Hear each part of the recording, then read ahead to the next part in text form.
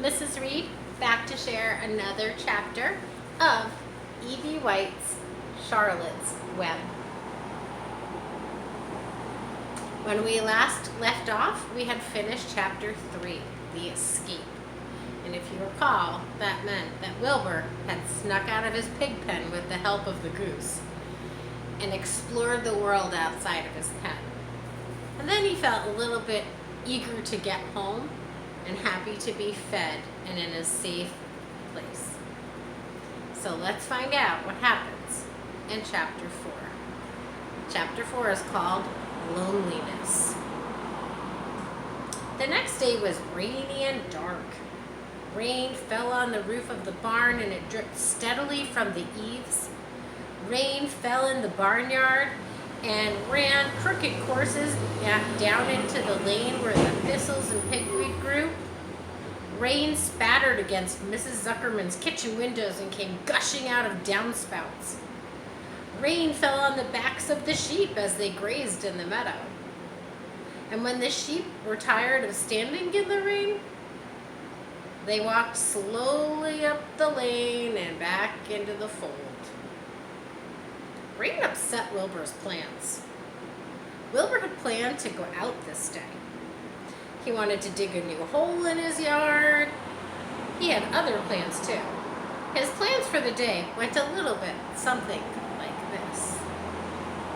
Breakfast at 6:30, skim milk, crust, middlings, bits of donuts, wheat cakes, drops of maple syrup sticking to them, potato skins, leftover custard pudding with raisins, and a little bit of shredded wheat.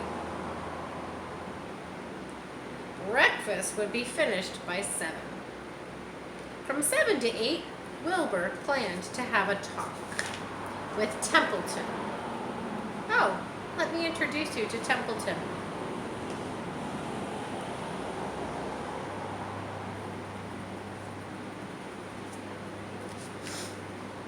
He planned to have a talk with Templeton, the rat that lived under his trough.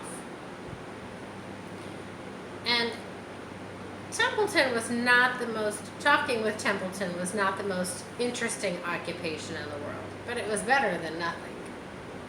From 8 to 9, Wilbur planned to take a nap outdoors in the sun. And from 9 to 11, he planned to dig a hole or a trench and possibly find something good to eat buried in the dirt. By 12 o'clock lunchtime, middlings, warm water, apple parings, meat gravy, carrot scrapings, meat scraps, stale hominy, and the wrapper off a package of cheese. Oh. Lunch would be over by 1. From 1 to 2, Wilbur planned to sleep. He has a lot of naps built into his day. From 2 to 3, he planned to scratch his itchy places by rubbing his face against the fence. From 3 to 4, he planned to stand perfectly still to think about what it was to be alive and wait for Fern. You remember, Fern is his human friend. At 4, would come supper. Skim milk, provender, leftover sandwich from Lurvy's lunchbox, prune skins, a morsel of this and a bit of that, some fried potatoes, some marmalade drippings, and a little more of this and a little more of that, a piece of baked apple, and a scrap of upside-down cake. Wilbur had gone to sleep thinking about all these plans. He woke up at 6 and he saw the rain, and it seemed as though he couldn't bear it. I can't get all beautifully planned. I get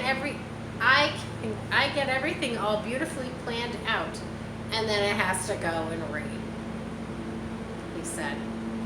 I have to say, I love rainy days, especially thunder showers.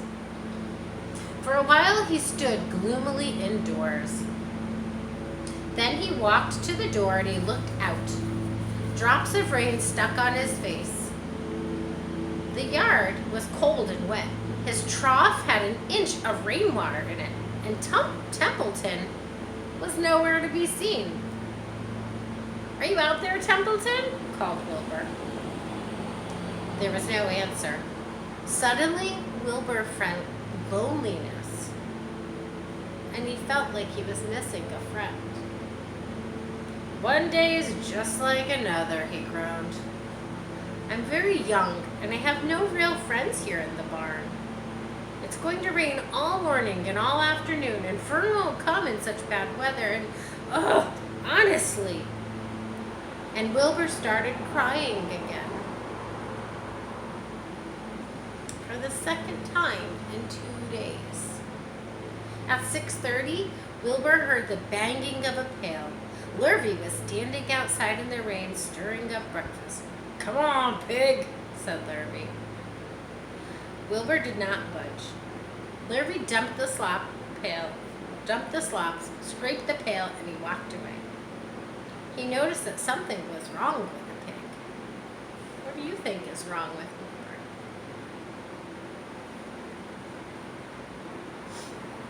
Wilbur didn't want food. He wanted love. He wanted a friend, someone who would play with him. He mentioned this to the goose, who was sitting quietly in the corner of the sheepfold. "Will you come over and play with me?" he asked. Sorry, said the goose. "I'm sitting on my eggs, 8 of them. Gotta keep them toasty warm. I have to stay right here. I have no flibberty-ibberty-gibbet. I do not play when there are eggs to hatch. I'm expecting gooselings." "Well, I didn't think that you were expecting woodpeckers," said Wilbur bitterly. Wilbur tried one of the lambs. "Will you please play with me?" he asked. "Certainly not," said the lamb. "In the first place, I can't get into your pen, and I'm not old enough to jump over the fence. And in the second place, I'm not interested in pigs. Pigs mean less than nothing to me." Oh, poor Wilbur. "What do you mean, less than nothing?" replied Wilbur. "I don't think there's anything less than nothing. Nothing is absolutely the limit of nothingness." Good argument, Wilbur. "It's the lowest you can go. It's the end of the line. How can something be less than nothing? If there was something that was less than nothing, nothing would be nothing. It would be something, even if it was just a very little bit of something. But if nothing is nothing, then nothing has nothing that is less than it." "Oh, be quiet," said the lamb. Totally proved her wrong. "Go play by yourself. I don't play with pigs." Sadly, Wilbur lay down and he listened to the rain. Soon he saw the rat climbing down a slanting board that he used as a stairway. "Will you play with me, Templeton?" Wilbur asked. "Play?" said Templeton, twirling his little whiskers. "Play? I hardly know the meaning of that word." "Well," said Wilbur, "it means to have a fun time and to frolic and to run and skip and make merry." "I never do any of those things," said Templeton. "I avoid them at all costs if I can." The rat replied sourly.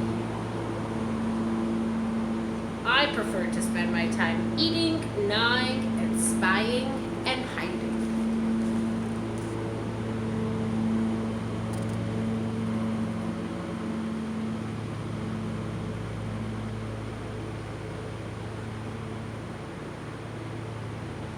Templeton sounds a little grumpy. "I am a glutton, but not a merrymaker. And right now, I'm on my way to your trough to eat your breakfast, since you haven't got the sense to go eat it yourself." And Templeton the rat crept stealthily along the wall and disappeared into a private tunnel that he had dug between the door and the trough in Wilbur's yard. Templeton was a crafty little rat, and he had things pretty much his own way. The tunnel was an example of his skill and his cunning. The tunnel enabled him to get from the barn to his hiding place under the pig trough without coming out into the open. He had tunnels and runways all over Mr. Zuckerman's farm, and he could get from one place to another without ever being seen, and usually he slept during the daytime and was abroad only after dark. Wilbur watched him disappear into his tunnel, and in a moment he saw the rat's sharp nose poke out from underneath the wooden trough.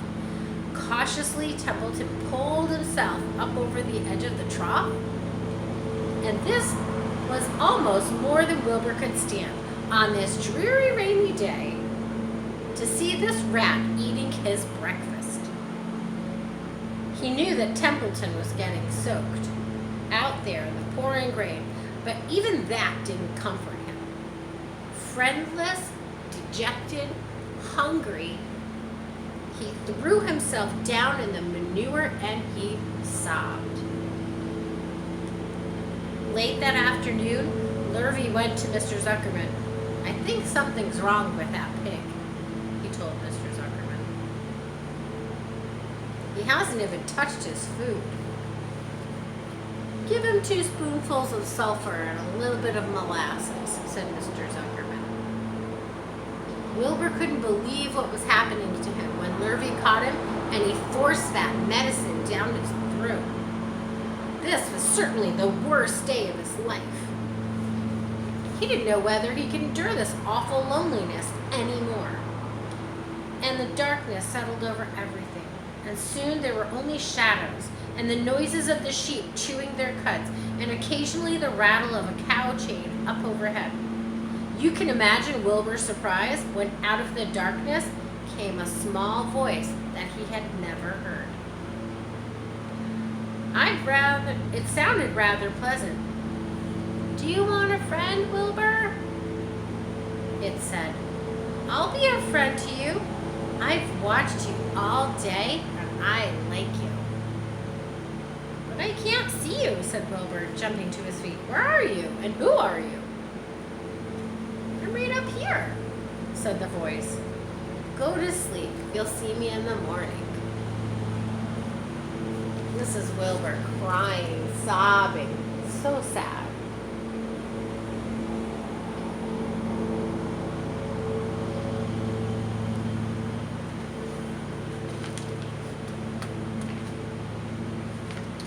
And that, my friends, is the end of chapter 4. Tune in for chapter 5. Thanks for being listeners.